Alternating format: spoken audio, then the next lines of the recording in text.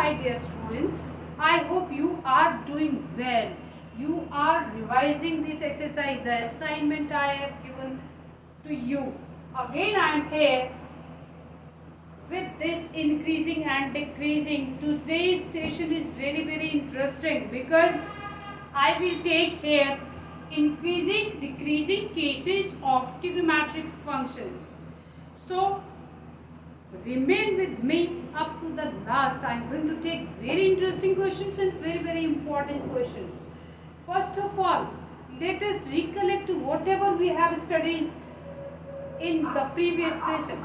It was what is the conditions for increasing and decreasing. See, first the function is given to you, y is equal to x. Then you have to find the f dash x. Second point was find f dash x. Third step was what? Critical point. Write f dash x is equal to 0. You will get values of x. Then you have to divide that the values of x within that given interval.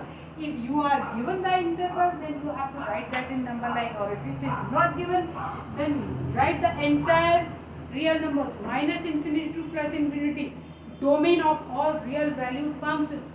Then within that you have to divide that, you have to write the given the values of x you get from the third point.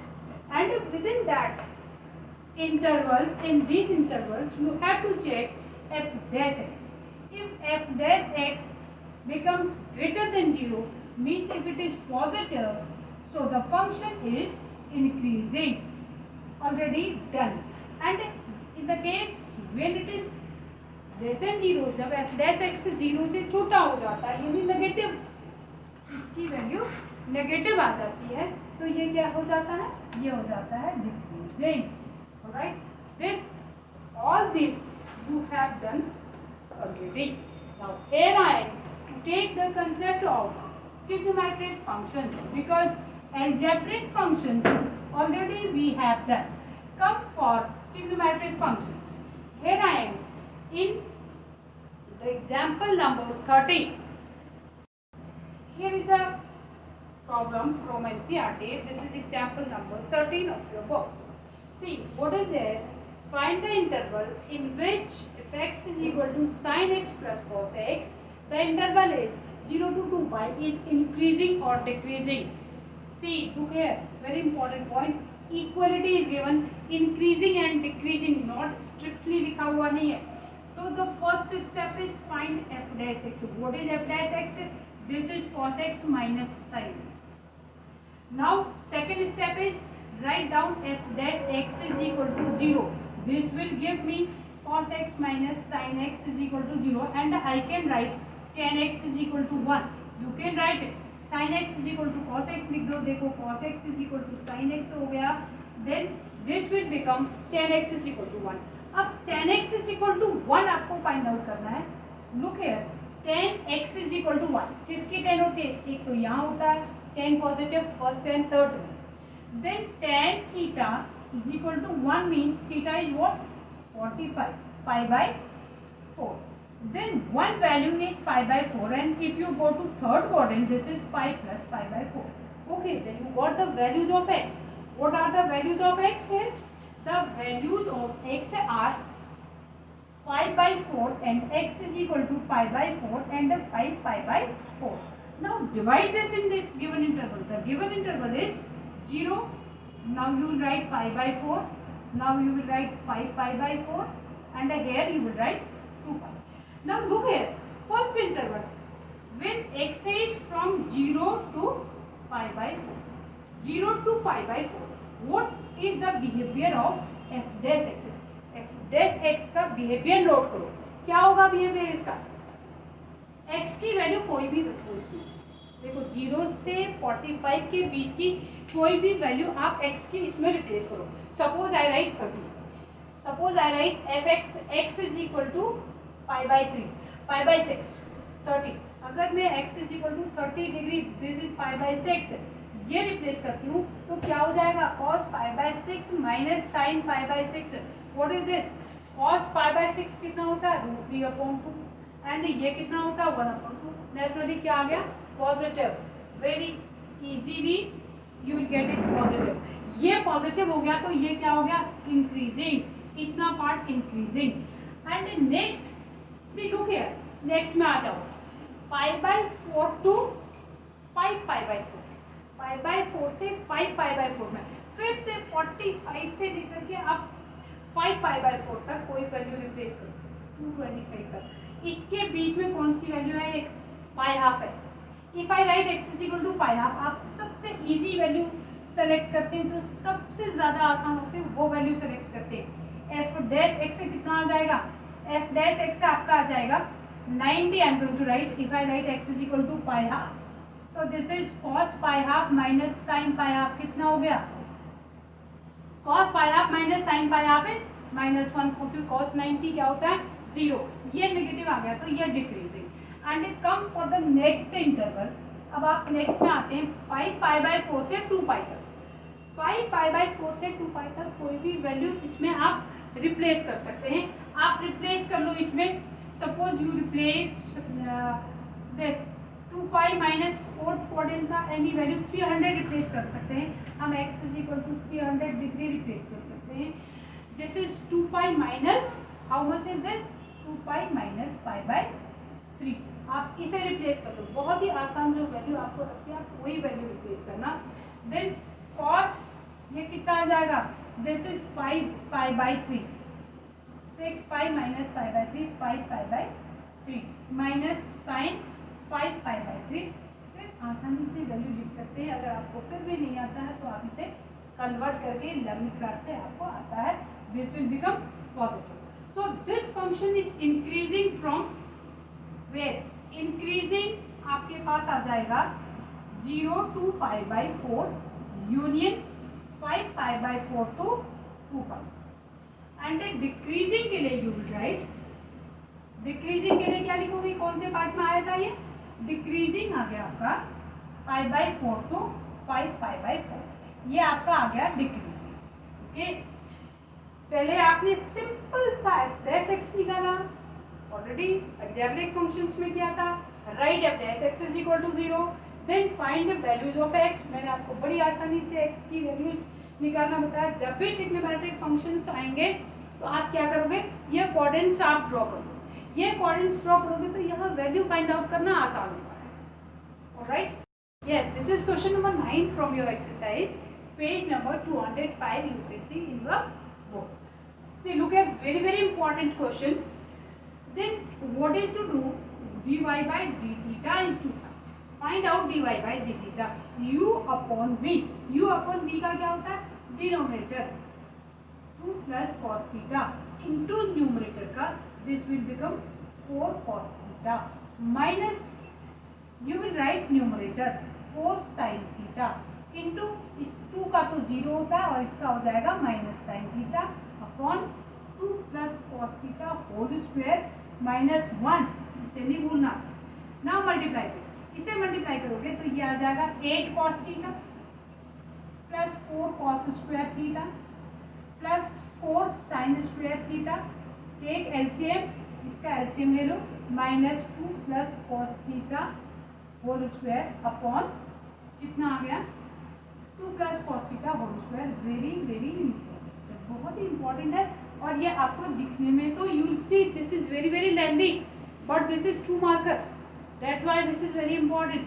C look at, अब इसे आप अगर इस perfect square को open करेंगे तो आपके पास बचेगा कितना 8 cos थीटा का, वहाँ 4 cos थीटा सब्ट्रैक्ट हो जाएगा, you will be only with 4 cos theta. और ये 4 इन दोनों में से कॉमन ले लो, ये 4 sin square theta plus cos square theta, this will become, ये 4 बच जाएगा, ये 4 इससे कैंसिल हो जाएगा। तो ये 8 cos थीटा माइनस यहाँ से बचेगा आपके पास 4 cos theta, this is only 4 cos theta, और एक यहाँ पर से बच जाएगा minus cos square theta upon 2 plus cos theta whole square. Now see look here, अब करना क्या है, दिस इज आपको this is increasing on this interval, बहुत ध्यान रखना, इसमें स्ट्रिक्टली इंक्रीजिंग नहीं लिखा है, स्ट्रिक्टली वर्ड नहीं है। क्यों नहीं है? क्योंकि ये क्लोज इंटरवल है। स्ट्रिक्टली इंक्रीजिंग जब होता है तो वो इंटरवल क्या होता है? वो होता है open interval, right. Then I will write this cos theta common ले लो, ये आ जाएगा 4 minus cos theta upon 2 plus cos theta whole square. अब ये जो डिनोमिनेटर है 2 plus cos theta whole square, ये तो इंक्रीजिंग डिक्रीजिंग में कुछ नहीं करने वाला, बचा ये सिर्फ cos थीटा। आप क्या लिखो कि cos theta is greater than 0, positive होता है। क्यों होता है? क्योंकि ये फर्स्ट क्वाड्रेंट है, ये फर्स्ट क्वाड्रेंट पे हमारा थीटा 0 to पाई हाफ जा रहा है, तो cos थीटा क्या होगा? हमेशा पॉजिटिव होगा। एंड इसकी बात दूसरा क्या था? 4 minus cos theta.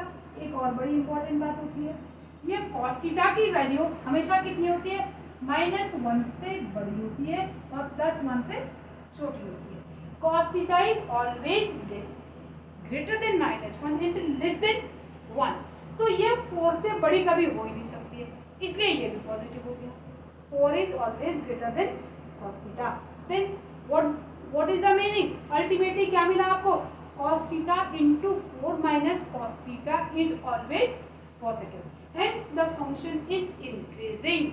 All right, this is the answer of this question, this is explanation. I am going to take another question from see miscellaneous. ये miscellaneous में बहुत ही अच्छा सा क्वेश्चन है, आप बुक में देख सकते हैं अपनी।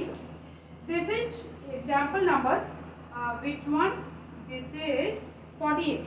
Example number 48 from miscellaneous I am taking. मैं miscellaneous का 48 ले रही हूँ। इसमें लिखा है fx is equal to tan inverse sin x plus cos x when x is greater than 0, right? And it is always increasing. This function is always increasing on 0 to pi by 4. Always increasing on 0 to pi by 4. ये आपको इसमें prove करना है। See, write down f dash x. f dash x लिखोगे कितना आएगा? 1/1 plus sin x plus cos x whole square, और into में फंक्शन ऑफ अ फंक्शन है, पहले tan इनवर्स का है और अब फिर sin x plus cos x का है, फिर जाएगा cos x minus sin x। Look here f dash x आपको 0 to pi by 4 में है, ये इंक्रीजिंग करना है 0 to pi by 4, बुक में दिया हुआ है, you can see this. What is this?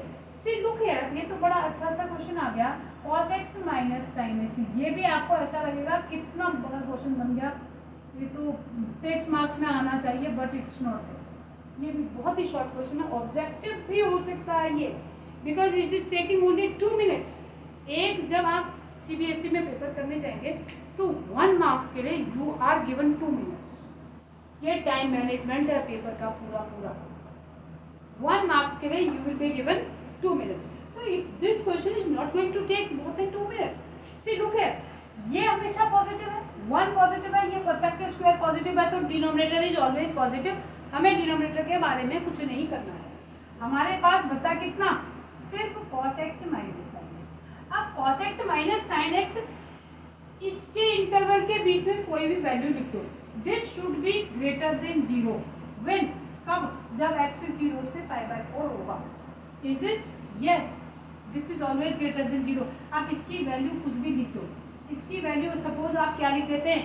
Greater than equal to 0 आएगा, क्योंकि जब x is equal to pi by 4 लिखेंगे, ये हमें क्लोज इंटरवल दिया हुआ है बुक में, जब आप x is equal to pi by 4 लिखेंगे तो ये कितना आ जाएगा? 1/√2 minus 1/√2 greater than equal to 0। अभी ये इंक्रीजिंग है, और अगर यहाँ पर क्या इंटरवल दिया होता, अगर हमें 0 to पाई बाय 4 ये ओपन ब्रैकेट दिया होता, ये ओपन ब्रैकेट दिया होता तो अब ये ऐसा हो जाता, ठीक है। उस केस में ये क्या हो जाता? उस केस में this will be strictly increasing, एक इसमें ये बढ़ जाता। अगर ये interval 0 to pi by 4 given होगा, ओपन इंटरवल में होगा, तो यहाँ पर इक्वलिटी 0 की नहीं आएगी। और आपके पास जो क्वेश्चन है उसमें क्लोज ब्रैकेट है, तो जब आप x इज इक्वल टू ये लिखेंगे तो क्या आता है? इक्वलिटी। अगर इक्वलिटी आती है तो इंक्रीजिंग है, और ये इक्वल नहीं आता है तो ये स्ट्रिक्टली इंक्रीजिंग फंक्शन है।